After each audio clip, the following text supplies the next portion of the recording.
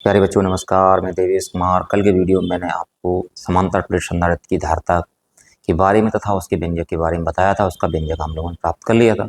आज हम बात करेंगे समांतर प्लेट संधारित्र की धारिता जबकि प्लेटों के बीच आंशिक रूप से कोई परावैद्युत पदार्थ रखा हुआ है। काफ़ी इंपॉर्टेंट डेरिवेशन है, 5 नंबर का आता है। वीडियो में आप अंत तक बने रहिएगा। देखते हैं फिर।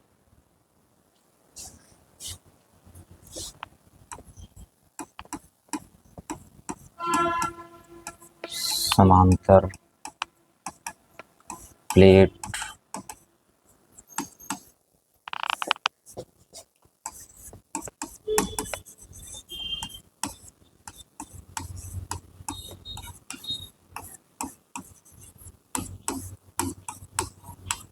धारिता जबकि प्लेटों के बीच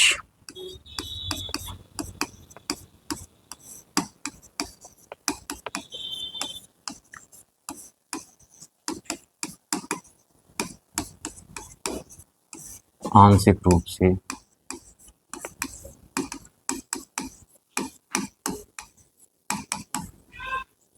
परावैद्युत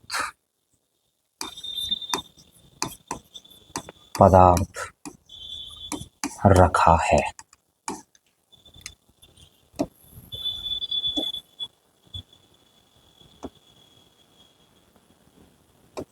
आंशिक रूप से परावैद्युत पदार्थ रखा हुआ है। अब इसमें क्या होगा कि इसका फिगर बनेगा।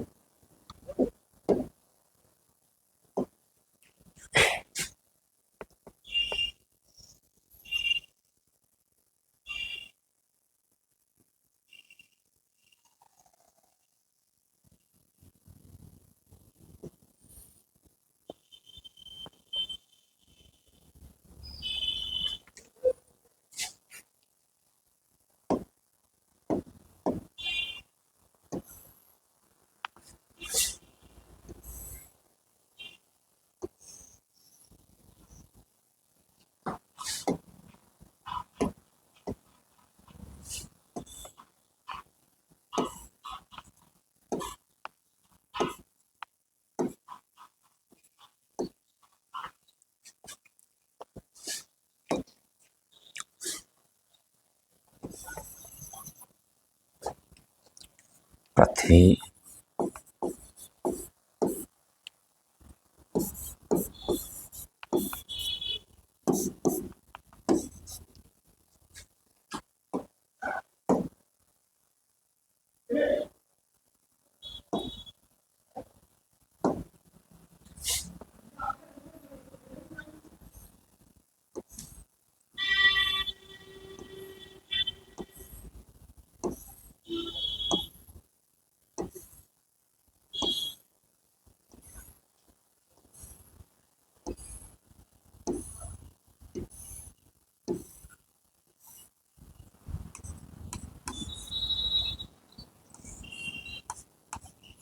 देखिएगा इसमें क्या है कि इसमें एक समांतर प्लेट संधारित्र है जिसकी दो प्लेटें हमारे पास x और y हैं। प्रत्येक प्लेट का क्षेत्रफल क्या है, a है तथा दोनों प्लेटों के बीच की दूरी हमारे पास कितनी d है।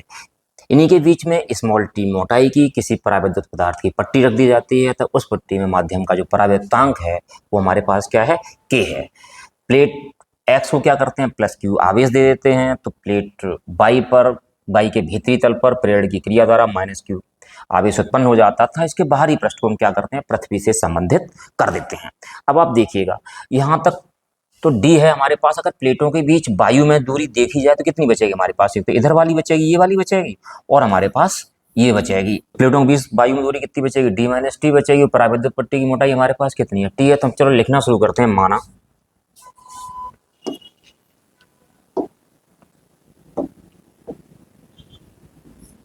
माना एक समांतर प्लेट संधारित्र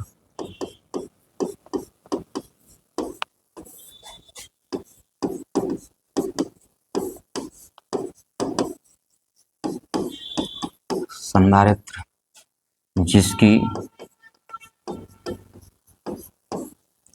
प्लेटें एक्स तथा वाई एक दूसरे के आमने सामने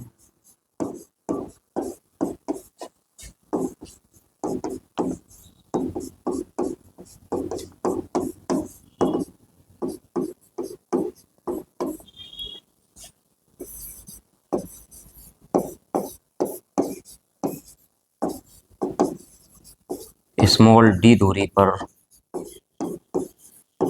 रखी हुई हैं। प्रत्येक प्लेट का क्षेत्रफल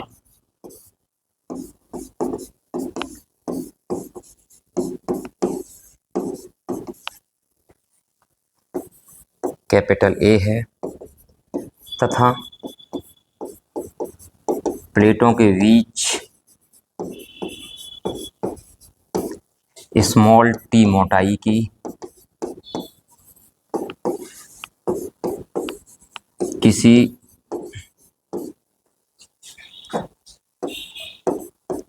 परावैद्युत पदार्थ की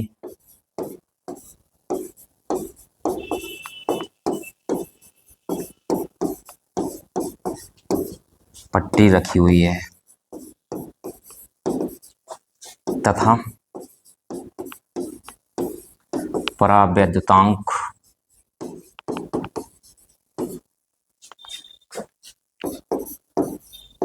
के है। अब हम क्या करते हैं, प्लेटों के बीच वायु में दूरी निकालते हैं। अगर ये टी मोटाई निकाल दी जाए तो वायु में दूरी कितनी बच जाएगी, टी माइनस टी बच जाएगी। तो हम लिखते हैं प्लेटों के बीच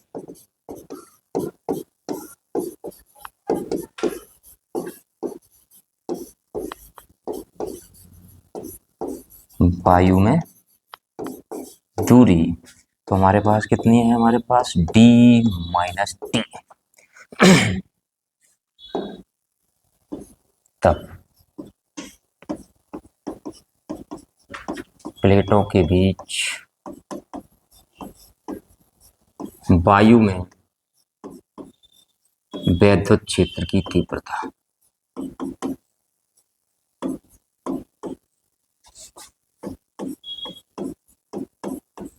वायु में वैद्युत क्षेत्र की तीव्रता पढ़ चुके हैं आप। E इज इक्वल टू हमारे पास क्या होता है, सिग्मा अपॉन एप्सिलॉन जीरो होता है। यहाँ हम वायु के लिए E0 मान लेते हैं, तो E0 इज इक्वल टू हमारे पास कितना हो जाएगा, सिग्मा अपॉन एप्सिलॉन जीरो। जहाँ सिग्मा हमारे पास क्या है, सिग्मा हमारे पास पृष्ठ आवेश घनत्व है। आपको बताया गया सिग्मा बराबर क्या होता है, सिग्मा बराबर Q अपॉन A होता है। तो बट यहाँ पे हम लिखेंगे sigma is equal to Q upon A। तो E0 हमारे पास हो जाएगा Q upon epsilon zero A। Equation number हमारे पास क्या, फर्स्ट। हमने प्लेटों के बीच वायु में वैद्युत क्षेत्र की तीव्रता निकाल ली। अब हम क्या करेंगे, प्लेटों के बीच स्मॉल टी मोटाई की पट्टी में वैद्युत क्षेत्र की तीव्रता निकालेंगे। प्लेटों के बीच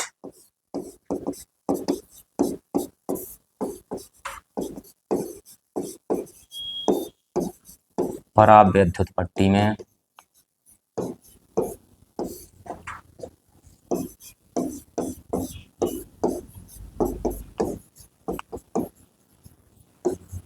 वैद्युत क्षेत्र की तीव्रता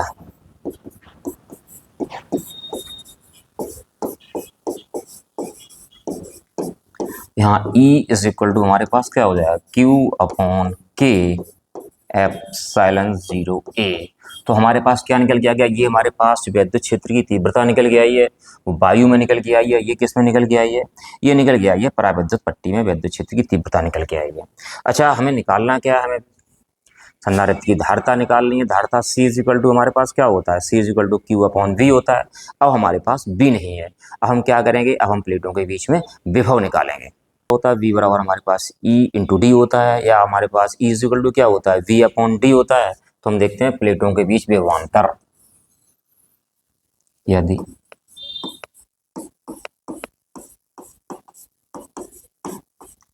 प्लेटों के बीच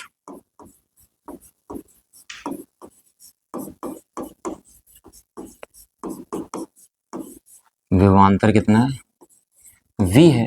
तो V बराबर हमारे पास क्या होता है, ED होता है। लेकिन यहाँ ED क्या है, E0 हमारे पास जो तीव्रता है वो किस में है, वायु में है, और जो E तीव्रता है वो किस में हमारे पास है, परावैद्युत पट्टी में है। तो वायु में जो दूरी हमारे पास है वो कितनी है, D माइनस टी है। तो V is equal to E0 D minus T plus ET। अब हम क्या करेंगे, E0 और E का मान रख देंगे। E0 की वैल्यू हमारे पास कितनी है, Q अपॉन एप्सिलॉन 0। हम लिख देंगे इसमें E0 तथा E का मान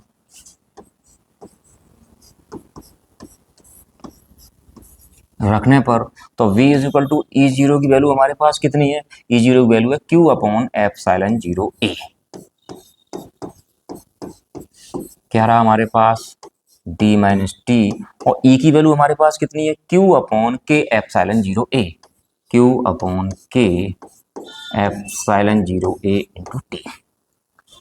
इन दोनों में क्या कॉमन दिख रहा है, Q upon epsilon 0A common दिख रहा है। तो V इज इक्वल टू हमने क्या किया, Q upon epsilon 0A common ले लिया। यहाँ हमारे पास क्या बचा, D माइनस टी और प्लस T अपॉन K। ये हमारे पास क्या निकल के आ गया, ये हमारे पास निकल के हमारे पास आ गया विभव। अगर हम लिखते हैं यदि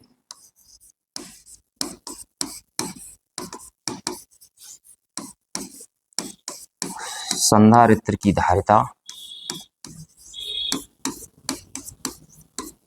C है, तब C इज इक्वल टू हमारे पास क्या हो जाएगा, Q अपॉन B हो जाएगा। हम इसमें किसका मान रखेंगे, इसमें B का मान रखेंगे।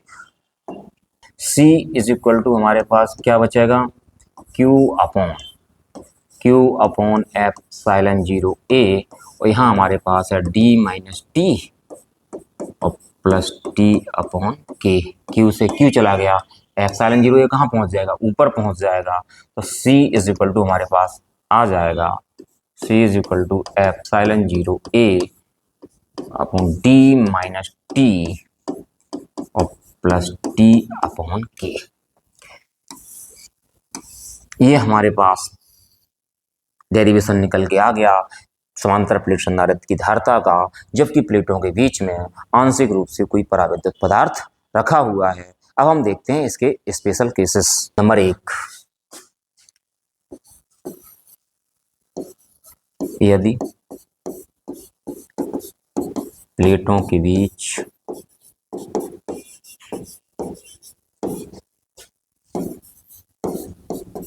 पूरे स्थान में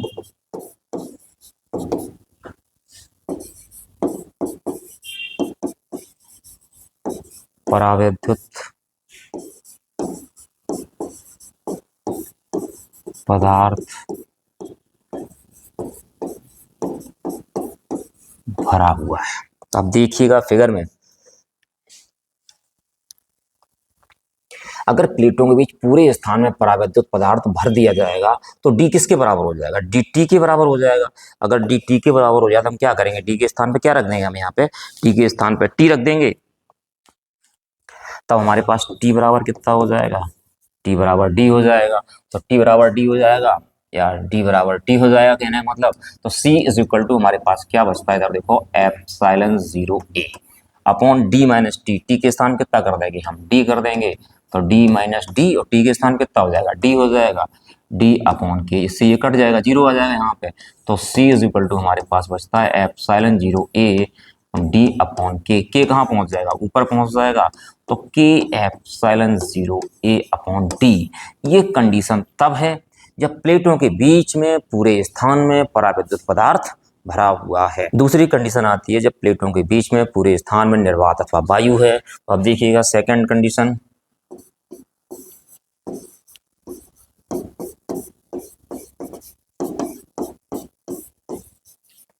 प्लेटों के बीच पूरे स्थान में निर्वात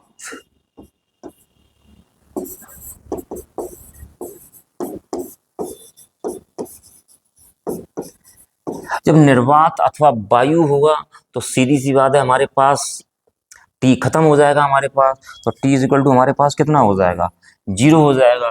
जब टी हमारे पास 0 हो जाएगा तो आप देखिएगा यहाँ से, तो सी इज इक्वल टू कितना हो जाएगा, एप्सिलॉन 0 ए, और डी माइनस टी, टी के स्थान कितना हो गया 0, और प्लस 0 अपॉन के, तो C इज इक्वल टू हमारे पास कितना निकल के आ गया, एप्सिलॉन 0 ए अपॉन डी। ये धारता तब निकल के आ गई जब प्लेटों के बीच में पूरे स्थान में हमारे पास क्या है, निर्वात अथवा वायु है। अब हम देखते हैं थर्ड कंडीशन। थर्ड कंडीशन हमारे पास ये है, यदि प्लेटों के बीच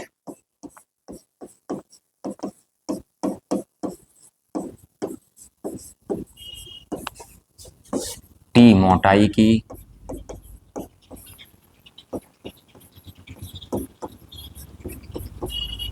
धातु की पट्टी रखी हुई है,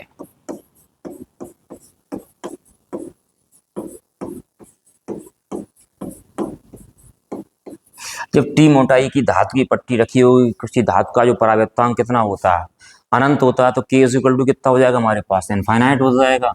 तो के इज इक्वल टू कितना हो गया, इनफाइनाइट हो गया। Now C is equal to हमारे पास क्या होता है, सी इज इक्वल टू होता है epsilon 0 A upon D minus T, और प्लस हमारे पास क्या होता है, टी अपॉन के होता है। के की वैल्यू कितनी है हमारे पास, इनफाइनाइट है। तो C is equal to epsilon 0 A D minus T और प्लस टी अपॉन इनफाइनाइट, ये कितना हो जाएगा हमारे पास, 0 हो जाएगा। तो C is equal to epsilon 0 A upon D minus T, तो ये निकल के आ गया। उम्मीद है कि आप लोगों को समांतर प्लेट संधारित्र की धारता, जबकि उसके प्लेटों के बीच आंशिक रूप से पराबद्ध पदार्थ रखा हुआ है, का व्यंजक समझ में आ गया होगा। यदि ये व्यंजक आपकी समझ में आ गया हो तो आप चैनल को सब्सक्राइब कर दें, वीडियो को लाइक कर दें और साथियों के साथ शेयर कर दें।